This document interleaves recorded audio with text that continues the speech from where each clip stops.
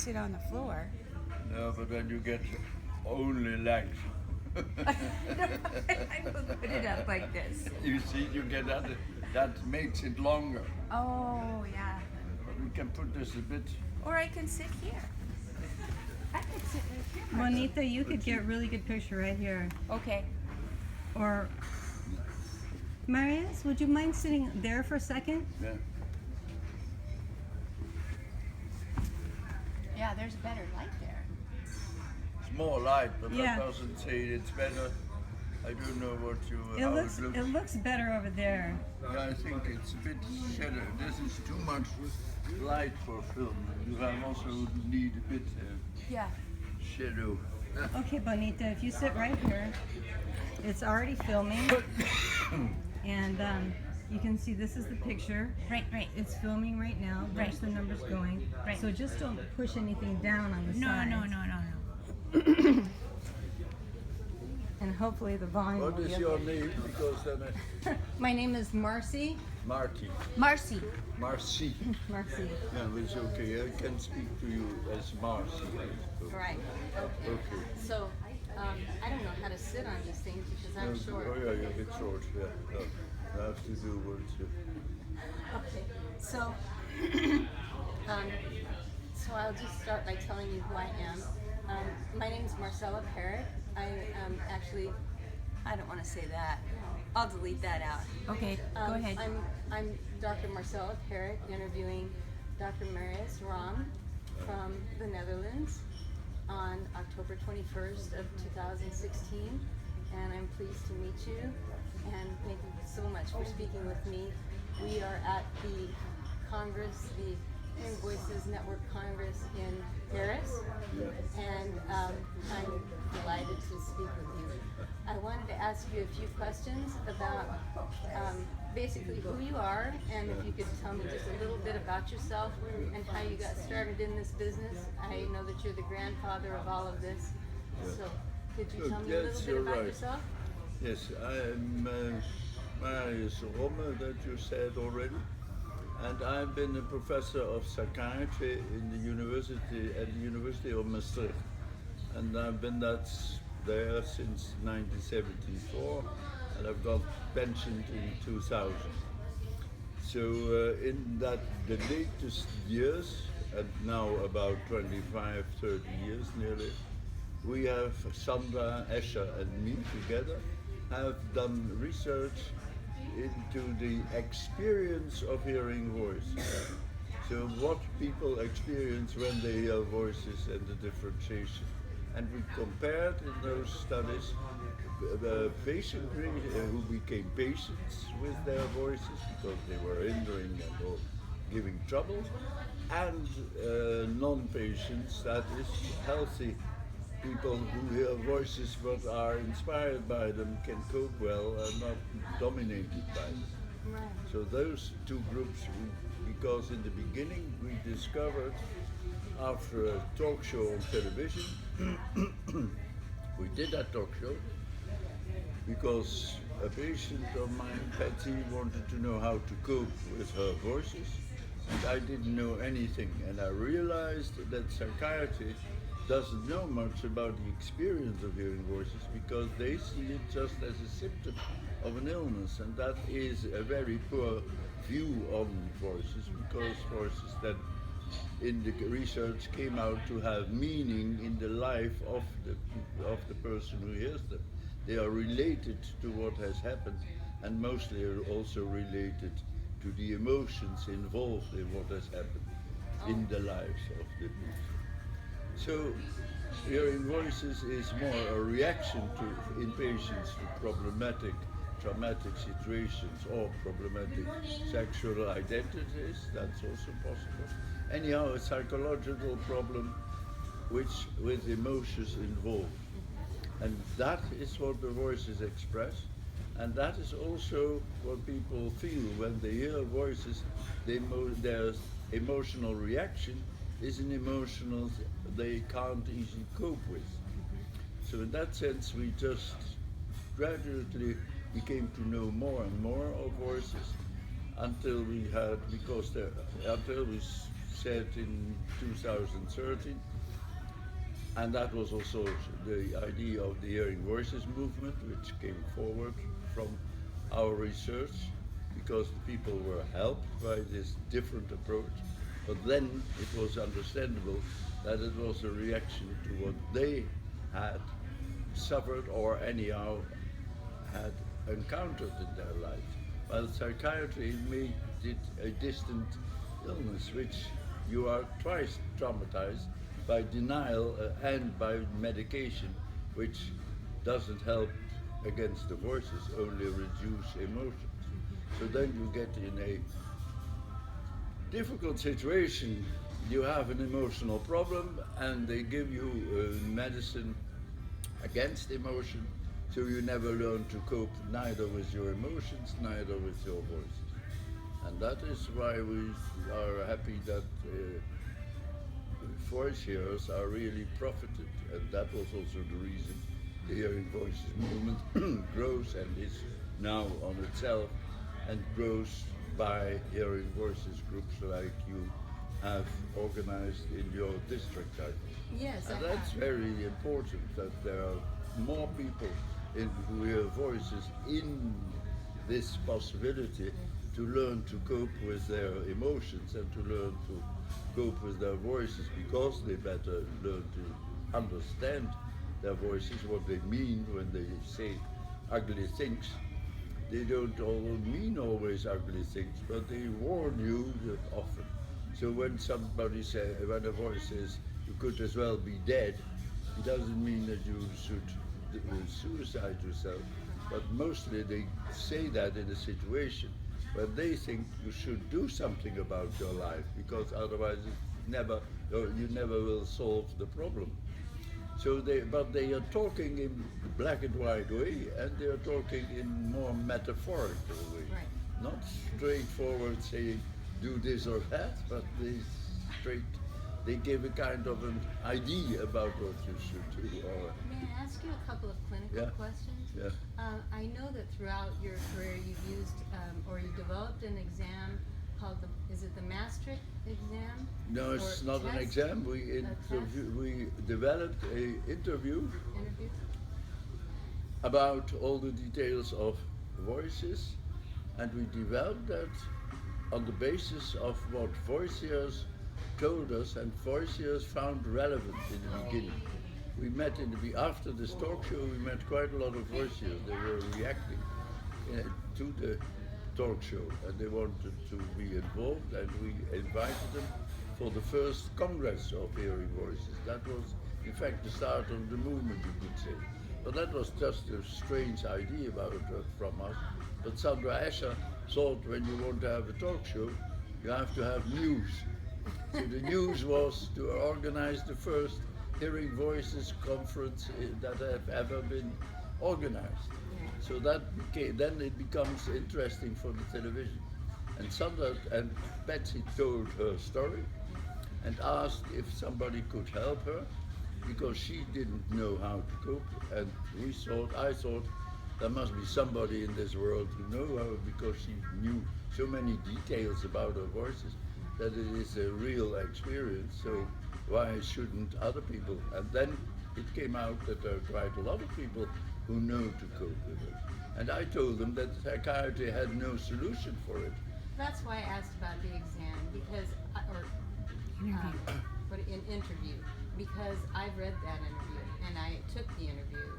I took it myself, and I wondered if psychiatrists in the United States approach things very differently than psychiatrists in Europe, and very differently.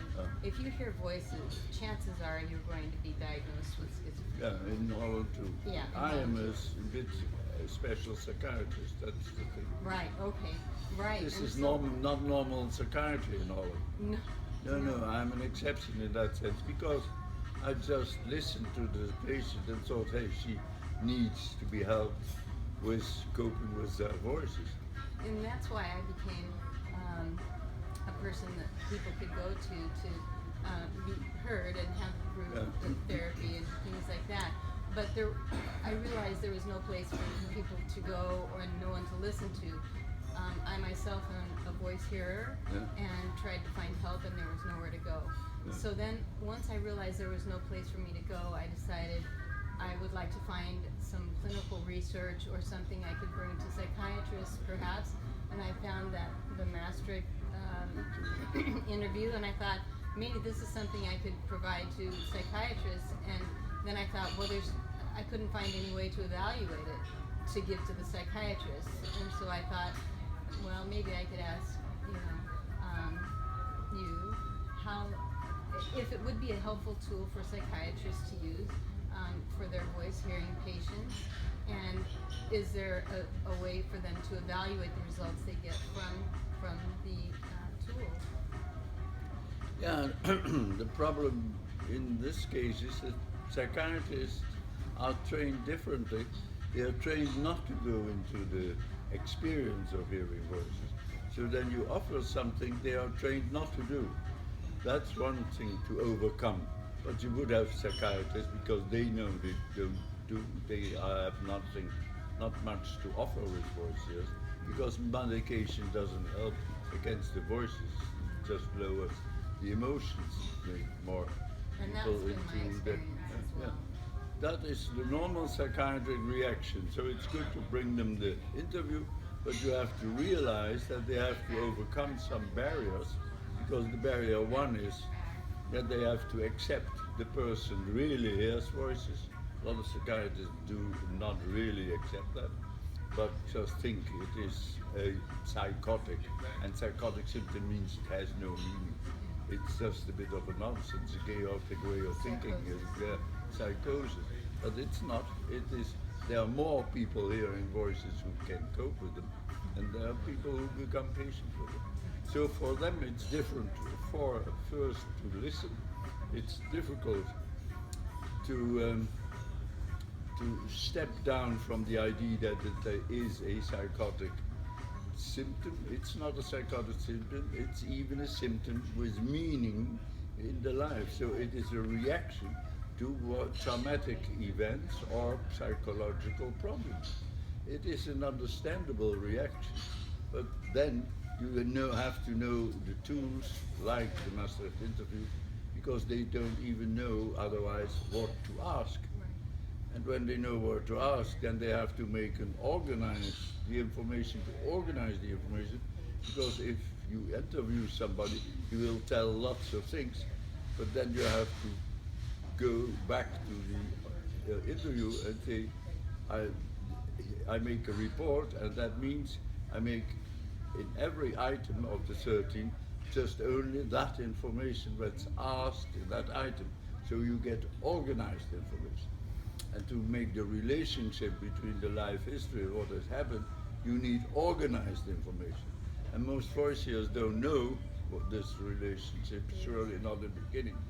So they don't give you a well organized information. They just give you what is coming in there, what is most important in their experience. But that is not a systematic overview. So other than facilitation, where does one get training on voice hearers, and where does one get information and training on how to have best help the voice hearer? Now, where there's no training, there are in the like you have been trained to facilitate a group, and in that training you will have heard about our approach of hearing voices, and so you have some information. But there's no training how to what is the best way to Voice dialoguing and things for, like that. yes, that there's no, for dialogue is one of the possibilities. The interview is not systematically trained in the American, in the USA, there is a training on what you have had on facilitate groups, but there's no training that should be organized. But in the American USA, it's only shortly that you have been becoming enthusiastic and do quite a lot of things. But there's no systematic training in there to... So someone like me who wants to actually learn about it would have to go to Europe. I think, yeah, or you have to invite one of our trainers To come. to come to psychiatry. But because it would be nice if we could have a group of people from the United States to train, to use the interview properly, you could say, and to know what to do with the information, Yes. because that's important. And Cherise Rosen from Chicago is interested. So you could take contact, make a small group, and come to Europe. It would be nice also to come to Europe. Yes. And then we could organize next year a course to get more knowledge about how to deal with voice hearers, how to approach voice hearers, and how to learn them to get in the beginning more control, to get less afraid of their voices, to learn to know the emotions they have troubles with, that kind of thing. One question that's of clinical importance that I think people need to know is, are there other diagnoses that have voices? Yeah, many, because it was only in the DSM, that is this Bible for psychiatry, you could say. That's okay, but that is, and that was first only schizophrenia, but now they have taken that out, that you only, they added in that if you hear voices long enough, then it was also a criterion for diagnosis. And that's not true, and that they have taken out. But there are many other illnesses or diagnoses, because we see it with dissociative disorders, dissociation disorders, so as what in dissociation is called an alter ego. They call voices alter egos, but we call voices, because we don't translate it into a professionalism, we just say what people hear is voices. They don't hear alter egos. And that is already a step to a professional way of interpreting. And then you see it with depressions, then you see it with borderline persons, because borderline persons have had, all have had a traumatic experience which they did not really come over, and that is when it is stuck in your brain and comes out in the indirect way of the voices. So you have the voices, in fact, tell them about what has happened and how they could best cope with it, but it's difficult to understand the voices. And therefore we had developed this instrument of the construct, the relationship between. But to make the concept, you first have to make an interview, then a report to get well organized, and then you use a number of items to know, to get information about what has happened in their life and how emotionally they have reacted to that. So that's for a course very well to do. We do that in Holland, but Peter Budimer is doing that in England, and Joachim Joachim does that in Germany. So in France they don't have a course, and in Spain I don't know yet because that was last year. It's coming up, and France not yet, because they only recently started. In fact, last year's like they have started about at the same time as in America. Well, I know that in America now, the spread of the HVN, the Hearing Voices Network, was started in the Netherlands, and then spread to the UK. Is this correct? And then has spread throughout the world, which I think is one of the most amazing things. And the U.S. Predominantly started on the East Coast, and then spread to San Francisco. And then I received my training in San Francisco. And what I would like to see personally is more of a spread to the West Coast. And what I'm hoping to get out of this is some education, obviously, and I would also like to get my trainer, who came from the West, or came from the East Coast, Carolyn White, to come out and do some trainings for some facilitators on the central coast of California, because we have about 100 miles of coast where we only have one facilitator, that being myself, and we So it's desperately important, I can imagine. we You desperately more need training. education. And I'm also working in a hospital where people are brought in, they're against their will, and they are being let go, being voice hearers with nowhere to go. Just like myself, not have, I looked in the phone book trying to find somebody, when I first started hearing voices, and there was no one. And there are so many voice hearers that I can't even tell you how many voice hearers there are, and there's nowhere for them to go. And so my goal There are is a lot of voices. It's Yeah. about 4%. about 4%. Of this population, but most of them don't need help. There's about 1% that's needing help. 1% needing help. Yeah. Is that after? But that's with group therapy, right? Or with some No, sort that of. depends on what is the background. What depends on the I mean, background. that's personal. Yeah. You can make a diagnosis with this in this way, but the background, if it is sexual abuse, will need another kind of approach than being bullied over a long time. I mean, it's both trauma, but you can't just mix it up. Right. As if it's Yeah. one thing. You can. People have experienced something which for them was very difficult, so I'd they like have people to to learn get to talk. educated on voice Yeah. hearing, and these are psychiatrists. Okay, I think this so is too. now you're telling your own story, and that's I very am. nice. But we stopped then, I think, I think so too. because your idea was to have an interview for your group. Thank you so So much. much. Dr.